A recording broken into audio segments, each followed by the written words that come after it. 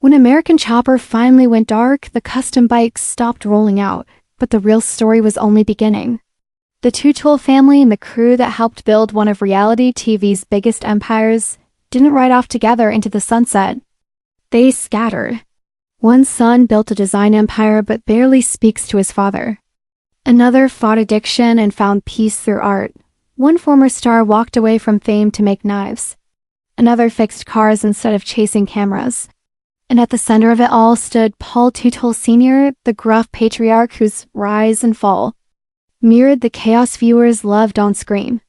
What happened after the last bike was built was messier, quieter, and far more human than anything television ever showed.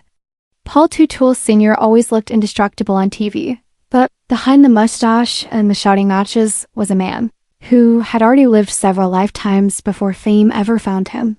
Born in Yonkers, New York in 1949, Paul grew up working with his hands and learning to survive the hard way. After serving in the U.S. Merchant Marines during the Vietnam War era, he returned home and opened a small welding business. At first, it was just him, a truck, and long hours. Over time, the operation grew into Orange County Iron Works, employing nearly 70 workers at its peak. Even then, motorcycles were never far from his mind. Inspired by Easy Rider, bikes were his escape, his passion project, the thing he loved when the workday ended. In 1999, he took a gamble that changed everything and turned that passion into a business by founding Orange County Choppers. The break came when one of OCC's early builds, the True Blue Chopper, caught attention at a major biker event in Daytona. Discovery Channel took notice, and in 2002, American Chopper premiered. It quickly became more than a motorcycle show. It was raw, loud, and built around the volatile relationship between Paul Sr. and his son. Paul Jr. Millions tuned in every week to watch them scream, clash, and somehow still deliver jaw-dropping machines under impossible deadlines. At its peak, it was Discovery Channel's most-watched series. But while viewers were entertained by the drama, they never saw the financial cracks forming behind the scenes. Paul Sr. expanded too fast, building a massive headquarters in Newburgh, New York, complete with a showroom, cafe, and even a bowling alley. The image was enormous, but the cash flow couldn't keep up. By the mid-2010s, everything began unraveling. In 2017, investor Thomas Derbyshire sued Paul Sr., claiming he had misused $1.8 million Australian dollars investment intended for a new television project. Court documents alleged Paul took personal vacations instead of filming, refused to work with contracted talent, and made side deals without his partner's consent. One bizarre accusation even claimed he gave his girlfriend free dog food in exchange for promoting a brand on television.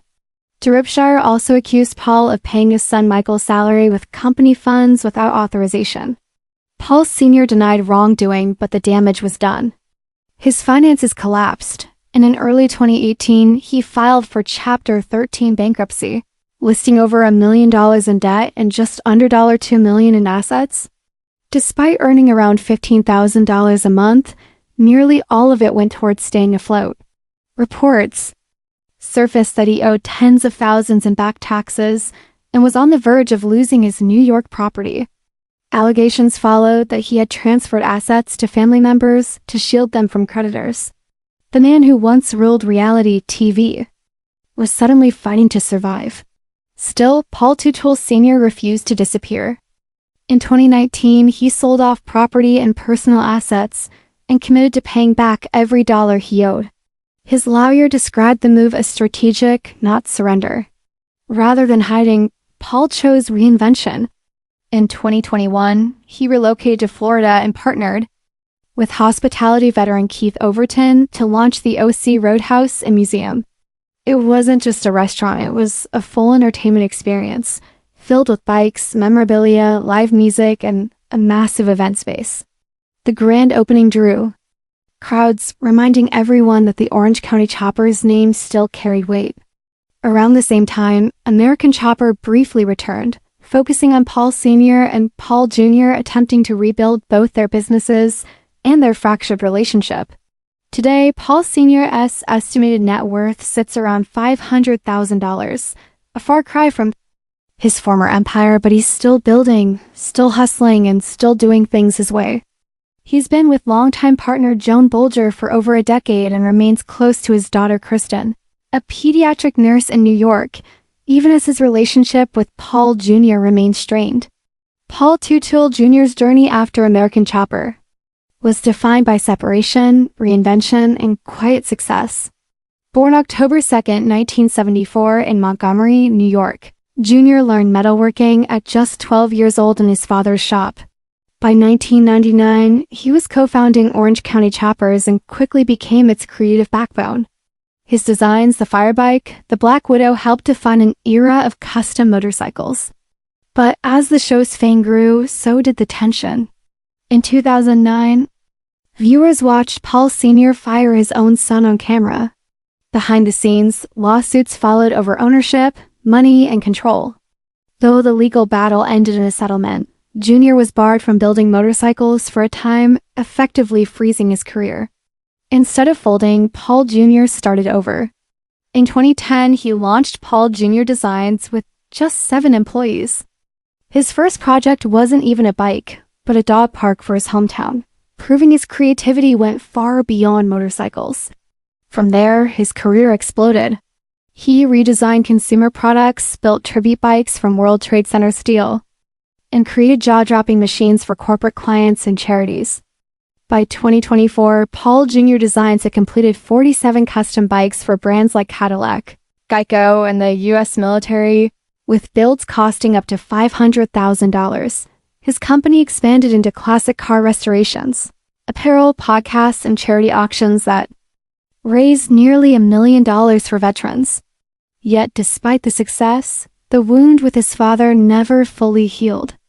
In 2024, Jr. admitted they still hadn't spoken after their latest fallout, saying, "I'll always credit him for teaching me grit, but we don't talk." Mikey Teutul took a very different path. Born November 26, 1978, Mikey became the heart of American Chopper for many fans, the funny, laid-back brother caught between 2 explosive personalities. But behind the humor was a deep struggle for approval and a growing battle with addiction. In 2009, Mikey entered rehab, a turning point that led him away from both the show and the family business. He reinvented himself as an artist, opening the Wolfgang Gallery in Montgomery, New York, where his abstract paintings found a following. Though the gallery eventually closed, Mikey continued creating, launching merchandise, dabbling in music, and openly speaking about recovery. His honesty resonated with many, even as fame took a toll on his mental health. By the mid-2020s, Mikey had largely stepped out of the spotlight, choosing sobriety, art, and advocacy over reality TV. Rick Hecko, one of OCC's most respected builders, never wanted fame in the first place. Born in 1968, Rick came from a background of heavy industry, precision welding, and NASCAR fabrication. At Orange County Choppers, he was the quiet problem solver, the man who fixed what others broke. After years of brutal commutes, missed family moments, and creative clashes, Rick left in 2016 to build something of his own. He opened a custom shop inside a Harley-Davidson dealership, crafting bikes that sold for nearly $100,000 and later turned to knife making. His handcrafted blades became prized by elite chefs, including Thomas Keller. Rick walked away from television for good, later admitting that many of the on-screen fights were staged. Today, he focuses on craftsmanship and teaching apprentices, preserving skills that are slowly disappearing. Vincent DeMartino, another fan favorite, also chose stability over spectacle. A skilled mechanic since childhood, Vinny left OCC in 2007, sensing he'd hit a ceiling. After a brief run building custom bikes, the 2008 financial crash forced him to pivot into automotive repair. His shop became steady, reliable, and drama-free. Over time, he expanded into apparel, coffee, and YouTube, sharing stories without chasing fame. Married with 4 kids, Vinny built a quiet, grounded life far removed from the chaos that once defined his career. Even quieter was Nick Hansford, one of OCC's most important but least recognized builders. Joining the shop in its early days, Nick engineered solutions that saved countless projects and held patents still used today.